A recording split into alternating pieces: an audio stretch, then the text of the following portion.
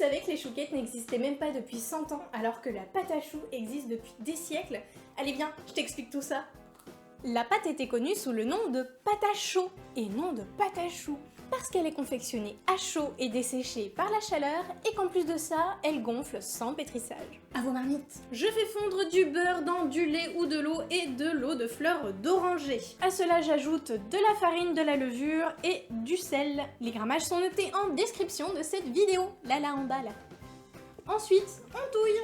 Et je remets un petit coup sur le feu pour sécher tout ça. La pâte à chaud aurait disparu de la surface de la Terre entre la fin de l'époque romaine et le XVIe siècle où elle a fait sa réapparition en Italie. Cependant, rien ne prouve que la recette n'existait pas à la période médiévale. On n'a apparemment pas retrouvé de traces écrites. En même temps, certaines sources annoncent que la pâte à chaud a été réalisée qu'à partir du XVIe siècle et n'était pas forcément connue des Romains.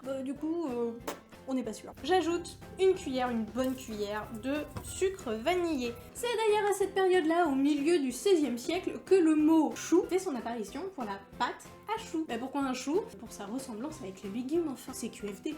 On ajoute des œufs un à un, à chaque fois qu'on en met un, on touille, ensuite on en met un, on touille, et on en remet un dernier, et on touille. C'est pour bien compliqué, hein.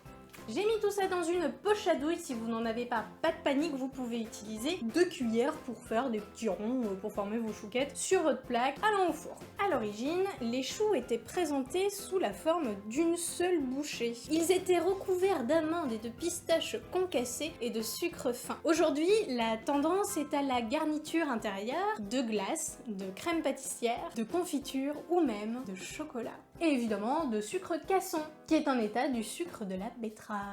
Allez hop, au four à 210 degrés pendant 17 minutes. En 1540, on raconte que l'entremétier de Catherine de Médicis aurait introduit en France la pâte à choux, mais ça, on n'en est pas trop sûr. Par contre, on sait que la première recette de pâte à choux française vient du maître cuisinier Lancelot de Casteau à l'extrême fin du XVIe siècle. Il faisait frire la pâte au beurre.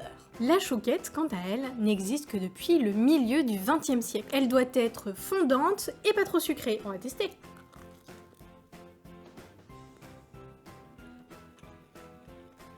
Fondante et pas trop sucrée. Parfaite! Alors, je t'ai donné envie de cuisiner des chouquettes?